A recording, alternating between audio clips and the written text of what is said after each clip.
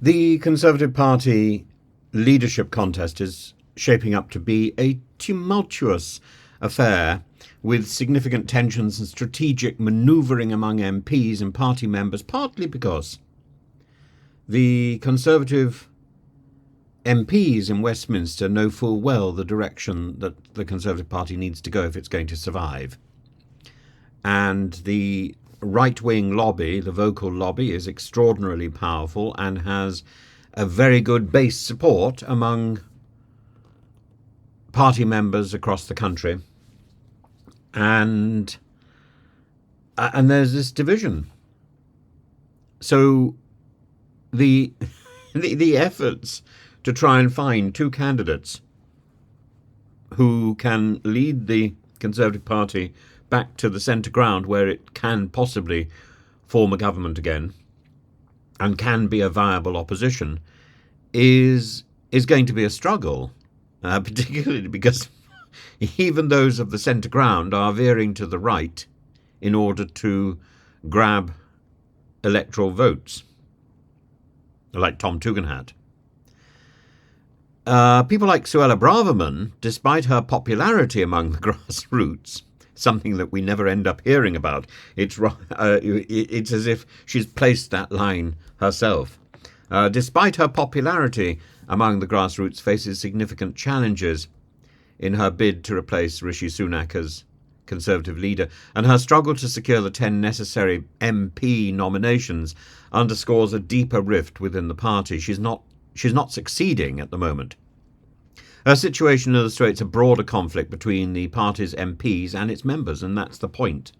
And while Braverman has garnered substantial support from ordinary party members, leading a survey by the Conservative Post with over 1,000 votes from the first 3,091 respondents, her controversial stances have made her a divisive figure among MPs in Westminster. Her backing of the Rwanda deportation scheme, her labelling of pro-Gaza supporters as hate marchers, her inflammatory comments about the LGBTQ plus flag and immigrants have contributed to her reputation as too toxic for broader public appeal.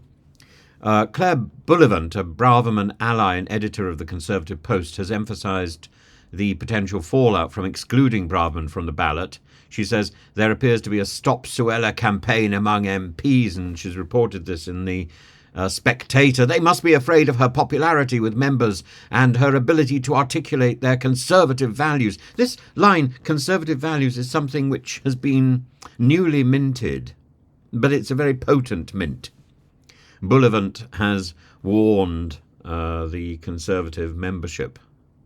She's noted the risk of members defecting to Reform UK, which Farage recently reported had grown to 70,000 members, and Bullivant's comments underscore the urgency within the party's right wing to prevent further fragmentation and loss of support. I don't think it's the right wing which is going to garner that unity. The right wing is going to underscore unity with reform. And despite all this, the right-wing faction is not unified behind Braverman, oddly. Robert Jenrick, the former Braverman ally in the Home Office, her colleague, has emerged as a viable alternative, and certainly he can speak without notes, which makes him a very interesting political performer. He's the person who resigned over disagreements with Sunak's approach to the Rwanda scheme, and he's seen by some as a less contentious figure, capable of winning broader support. He's certainly capable of changing his mind, and that's a positive, by the way. I know there's a lot of people in the comment section who want to see that as an indication of flipping and flopping, but I don't think Jenrick is particularly flippy or floppy, nor do I think he's hypocritical. I think he's realistic. If this doesn't work, he changes his mind. And that's a good thing. And it's one of the few positives that I can summon up. Kemi Badenoch, another prominent candidate, faces scrutiny, and her leaked comments from her past on a Nigerian blog, I'm assuming it's her, reveal a confrontational style with direct and sometimes magnificently controversial opinions. And while these opinions may be maybe possible within the within the conservative press. I think when you start when you start hearing it, it's disturbing. Her language, or the language in these comments, which has been printed, one which puts age before power. Not really, although it definitely put age over common sense, and still does. This is why we continuously ruled and bullied. This is why we are continuously ruled and bullied by a succession of old fools. It was colonized, like many countries such as India, South Africa, and Ghana, which are all doing much better than Nigeria. She defends Thai women who marry Westerners for security, not love. On Nigerian women who put up with philandering husbands. She says she talks about road rage in Nigeria, where one driver says he was told, "How dare you do that? I'm a married woman." And the blog author asks of his commentators, "Do Nigerian men really only learn respect for a woman when they are married? If not, why do some Nigerian women think this?" That is why Nigerian men tend to be more philandering than most, because they know the stupid bush goat that they have at home is too scared to become single or divorced and lose the respect she associates with status. I've said it before and I'll say it again. Many Nigerian women believe Mrs. is a better title than Doctor. When she's talking about politeness, most of the people who changed the world for good were notoriously rude. It was the bad people, Idi Amin, Hitler, etc., who were charming and respectful. People like you would have been defending them, that they were good people because they had good manners. Robert Mugabe was also once known for his good manners. Meanwhile, the scientists and philosophers who gave us the advanced warning we take for granted were famously antisocial to the point of misanthropy. People even think Einstein and Newton might have had Asperger syndrome. Had Einstein been a Nigerian, no doubt he would have died a clerk in the patent office because some buffoon of a superior would have decided that he was rude and had no respect. I don't know if these comments really belong to Kemi Badenoch, but they're spunky, rather alarming comments, and while the revelations have been circulated in Westminster circles, they may not significantly damage her prospects, given her combative reputation and the alignment of some of her views with the party's right-wing base. I think it's more a matter of this has been raised, not because these views are particularly contentious, but because these views are there, and maybe we haven't seen the really bad stuff. The really bad stuff hasn't been printed, but maybe it's there. Maybe she's getting in there first before it becomes worrying.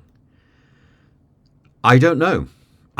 She's somebody who has cried foul in the past, and the leadership contest also includes centrist candidates like James Cleverly, Tom Tugendhat, who have thus far garnered less support among party members. The internal divisions between the right-wing faction and the centrist MPs highlight the party's struggle to find a unifying figure capable of bridging the gaps, or of taking the party into an association with Reform UK. Ultimately, the Conservative Party faces a critical juncture, and the choice of leader will not only determine the party's direction, but also its ability to recover from its recent electoral setback. The rift between MPs and members, exemplified by the Braverman candidacy, underscores the challenges ahead in reconciling these differing visions of the party's future. And there will be plenty of people, because I've spoken to them, there are plenty of people like me who were on the left wing of the Conservative Party, who were probably better defined by the sort of position taken by Kyriakos Mitsotakis in Greece, as being right-wing fiscally and left-wing socially. And there is no home for us. So I'm certainly not a conservative anymore, though I certainly was. and I don't believe I left the party. I believe the party left me. And some time ago, I hung on for as long as I possibly could because I didn't know where else to go. I still have no political home, so I will be quite happy to to comment on anybody with objectivity, because I don't have an axe to grind. I don't have a personal political home, and although I have friends in almost every single party, and I remember very clearly talking to Piers Corbyn and realizing that I was to the left on many issues in education, and I was to the left of his brother, and he said no one's to the left of Jeremy, which I thought was very funny, but that's the problem. I don't feel that that there is a party that caters for me, and it's sad. It's sad. And as somebody who is also a European, I don't feel that there's a party that caters for me at the moment in the UK. And certainly Suella Braverman does not cater for me, and nor does Kemi Badenoch. And I'm particularly mindful of Kemi Badenoch's rather sulky exchange with Lindsay Hoyle in the last Parliament, and her rudeness at the dispatch box, which doesn't commend her to me in any way. I think the Conservative Party is heading rapidly towards extinction.